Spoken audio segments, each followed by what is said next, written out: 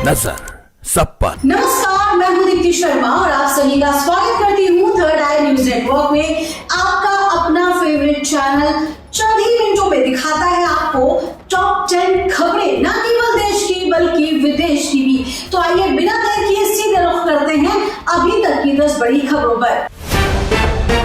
Lok Sabha speaker पद के लिए ओम बिरला चुने गए हैं। बीजेपी के नेतृत्व वाली राजनीतिक जनतांत्रिक गठबंधन के उम्मीदवार ओम बिरला ने कांग्रेस के कोडिकुन्नील सुरेश को आज चुनाव में हरा दिया है। लोकसभा स्पीकर के चुनाव में उतरने के विपक्षी गठबंधन इंडिया ने अंतिम समय में तब फैसला लिया जब बीजेपी के वरिष्ठ नेताओं ने इस पूर्व शर्त को नहीं माना कि एनडीए के उम्मीदवार बिरला का समर्थन करने की एवज में गठबंधन इंडिया को डिप्टी स्पीकर का पद दिया जाना चाहिए।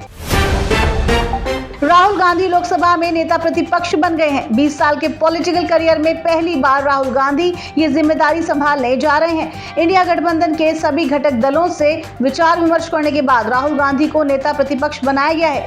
नेता प्रतिपक्ष बनते ही राहुल गांधी के बदले बदले अंदाज नजर आने लगे हैं। वो काफी कॉन्फिडेंट नजर आ रहे हैं। उनके हाव भाव किसी बड़ी कहानी की ओर इशारा कर रहे हैं। लोकसभा में नेता प्रतिपक्ष बनाए जाने के ऐलान के बाद राहुल गांधी की 2 तस्वीरें सामने आई।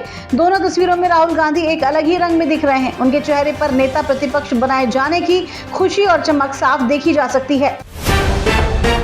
नीट पेपर लीक मामले में हर दिन एक नए खुलासे हो रहे हैं। महाराष्ट्र एटीएस से मिले इनपुट के बाद लातूर पुलिस के हाथ कई चौंकाने वाले सबूत लगे हैं। पेपर लीक केस में गंगाधर गुंडे पर आरोपी शिक्षकों और पेपर लीक एजेंटों के बीच की कड़ी होने का शक जताया जा रहा है। आरोपियों के पास से नीट के अलावा राज्य सरकार द्वारा आयोजित की जाने वाली परीक्षाओं के भी कुछ प्रवेश फॉर्म बरामद किए गए हैं। पुलिस उन्हें भी वेरीफाई करने में जुटी है। इस बीच बड़ी खबर यह भी है कि नीट पेपर लीक मामले में गिरफ्तार आरोपी शिक्षक जलील पठान को सस्पेंड कर दिया गया है। उनके खिलाफ विभागीय जांच के भी आदेश दिए गए हैं। बॉम्बे हाई कोर्ट ने पुणे पॉर्श कांड में नाबालिग आरोपी को रिहा करने का आदेश दिया है। कोर्ट ने रिमांड आदेश को अवैध करार देते हुए उसे रद्द कर दिया। नाबालिग के माता पिता और दादा फिलहाल सलाखों के पीछे हैं, इसीलिए नाबालिग आरोपी की कस्टडी उसकी मौसी को दे दी गई है। कोर्ट के फैसले के बाद पुणे पॉर्श कांड में जान गंवाने वाले सॉफ्टवेयर इंजीनियर अनीश अवधिया की मां सविता अवधिया ने कहा कि नाबालिग आरोपी को रिहा नहीं करना चाहिए था। उन्होंने कहा कि जज को नाबालिग आरोपी की परेशानी नजर आ गई, लेकिन हमारी परेशानी नजर नहीं आई। हमने अपने घर का चिराग खोया है। देश में आज नया संचार कानून लागू होने जा रहा है। नरेंद्र मोदी की सरकार में पिछले साल ही संसद में ये अधिनियम पारित हो गया था, जिसे 26 जून 2024 को लागू किया जा रहा है।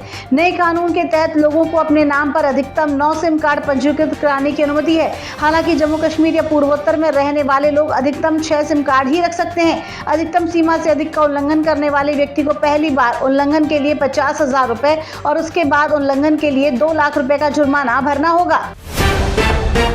लोकसभा में ओवैसी की शपथ ग्रहण के बाद मंगलवार को जोरदार हंगामा हुआ। शपथ लेने के बाद तकरीबन 15:11 पर ओवैसी ने जय भीम, जय तेलंगाना, जय फिलिस्तीन कहा। इस पर सांसद शोभा करंदलाजे ने सवाल उठाया। इसके बाद संसद में अन्य सदस्यों ने भी जय फिलिस्तीन कहे जाने पर आपत्ति जताई।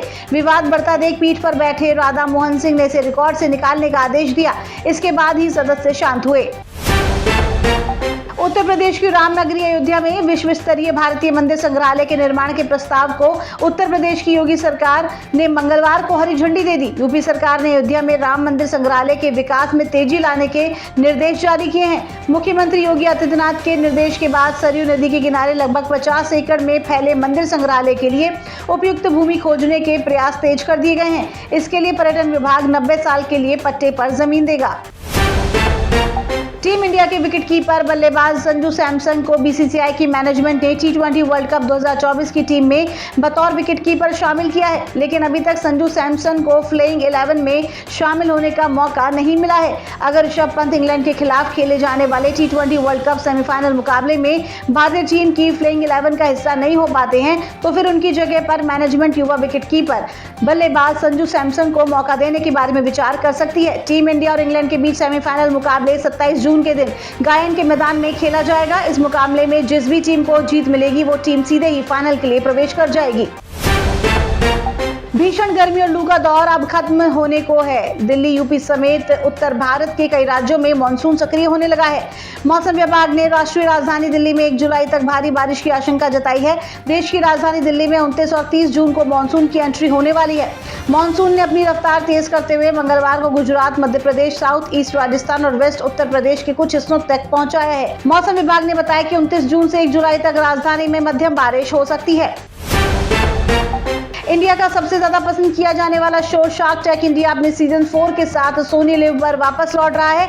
अब तक शो के 3 सीजन रिलीज हो चुके हैं। अब शो मेकर्स ने शो का नया प्रोमो भी रिलीज किया है। शो का प्रोमो देखकर फैंस उत्साहित है। अगर आप भी सोनी लिव के शो में हिस्सा लेना चाहते हैं तो सोनी टीवी द्वारा जारी की आधिकारिक लिंक पर जाकर रजिस्ट्रेशन कर सकते हैं। तो ये थी अभी तक की 10 बड़ी खबरें। देश विदेश की ताजा तरीन खबरों के लिए जुड़े रहिए थर्ड आई न्यूज नेटवर्क के साथ। जल्द ही चैनल को सब्सक्राइब कर लीजिए और हमारे टॉप 10 बुलेटिन को शेयर कीजिए। नमस्कार। नजर